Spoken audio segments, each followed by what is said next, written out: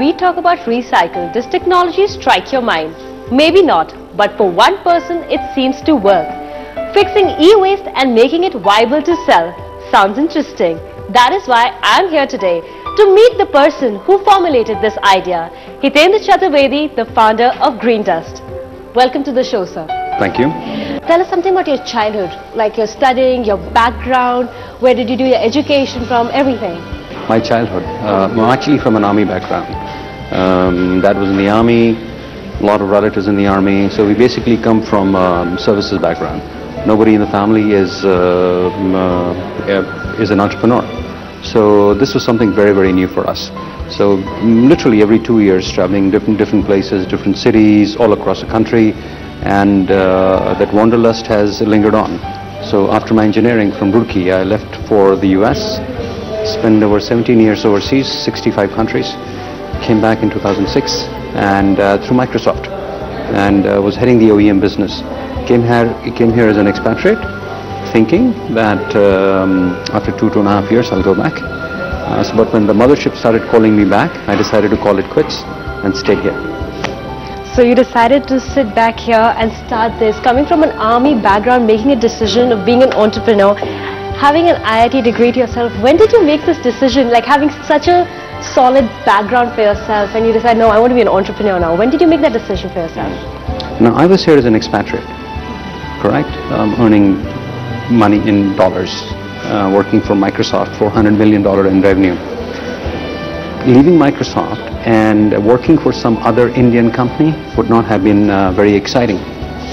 So at that point of time, as Mark Twain said, it's a very interesting statement. He says, 20 years out, you'll regret things that you have not done rather than the things that you have done. So his statement is, throw away the bowlines, sail away from the safe harbor, dream, discover, explore. So I said, what the heck, 20 more years to turn 60, let's experiment. So 4 years out, we'll be clocking over 300 crores this year. Recycling technology, it doesn't go along, and making that happen and getting that idea to India especially. Yeah. How was that? How did you make that decision?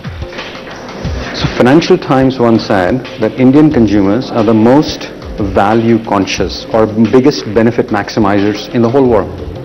Okay? What that means is that we are always looking for value. Always looking for value. The model that we have put in place is not new. It's actually also not new in India. You still go to Gafar Market, you still go to Lamington Road or Nehru Place, and you're always looking for value. What you don't get is service, warranty, and quality. What we have been able to do is to work with manufacturers, brands, and retailers and e-commerce companies. And what we tell them is, supply chain has two elements to it. One is forward, in which a product like a mobile phone comes from the brand to the customer. But there is always a certain percent of those products that come back. I call those products red-headed stepchildren, orphan children. Nobody cares about them. We love them. So we go through our greendust.com, which is a website, as well as we have over 100 franchisee stores, and through which we sell it to the customers. And these are highly discounted products. Means you can get at least 25 to 30% below market price. I'm not talking about MRP, I'm talking about market price. MRP could be 60-70% off MRP. These are genuine products, come with a 1-year warranty, and this is for the word Aam Aadmi is very common these days, so it's the Aam Aadmi brand. With such an idea coming to yourself, where did you get the seed money for it, for the initial money for your business? Yeah. Was it your savings, or did you take a loan? Was it something like that? This required a pan-India presence. So my first customer was actually Future Bazaar, futurebazaar.com. So I put a lot of my money into it, savings from working overseas, and then I needed more money, so I reached out to Mumbai Angels. And I'll tell you what a recession does to you. In 2008, we closed with just 60 lakhs.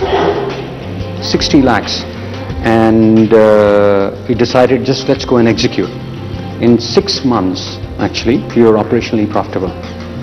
and we sustained those funds for about a year and a half. So that is what you learn when you are actually strapped for cash and you consider it as your own money. You explained and told us how do you sustain in such a market, but when you started this, when you became a part of this industry, how was the reactions of consumers? I mean, Indian consumers are anyway very rigid in their mind about getting something which is not perfect. So how did you convince them, and what was your strategy? Very good question. I think that was one of the biggest challenges. Indian consumers are always very suspect. And with the highly unorganized sector in refurbished factory second space, the biggest thing for us was to convince the customer, people like you, saying that if you buy a refurbished product, it is actually not bad. And you know, the biggest value, the younger generation, what appealed to them was by buying a factory second. I'm not saying used. So when we say a refurbished or a factory second, these are unused products. One, yes, the way we were able to convince consumers, Indian consumers, was to have them try it and have a very open return policy. You buy, you don't like it, we'll take it back, full refund, complete and total refund. Slowly we got converts, and today you know what our numbers are? 60% repeat customer base. So you went from an IIT background, being an engineer, becoming an entrepreneur. If somebody tomorrow is a doctor, or is an engineer, or is a professional and decides to be an entrepreneur, what would you suggest them? I would recommend that go follow your dreams. Okay? It is one life to live. But one thing they need to understand is they have to cut their umbilical cord, meaning they cannot say that I have something to fall back on. You should not have any fallback option. Then see the drive through which that they will go. So forget about the losses, forget about, if you're looking for high rewards, the risk should be also higher. If you have a fallback option, trust me, you'll fall back on that option one day. Do's and don'ts of an entrepreneur. Like you would say, like never do this or always do this one. So if there were just two advices, I'll give them: hire the best person,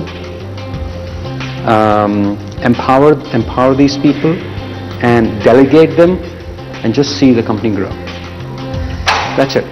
That's the hardest thing that we do in this company. Okay, a last bit from you. Yes. A word of wisdom, a bit of gyan from your end for entrepreneurs, for people who are out there who want to be a part of this business or any business. Is never to give gyan. Always listen more. And just listen and listen and listen. Entrepreneur, the biggest feedback is never give gyan, else you will never learn. I think that's the biggest gyan I would give. Alright, so that was Hitendra Chaturvedi telling us that learning and listening is the trick of the trade for any entrepreneur. It was great talking to you. Thank you so much. Pleasure.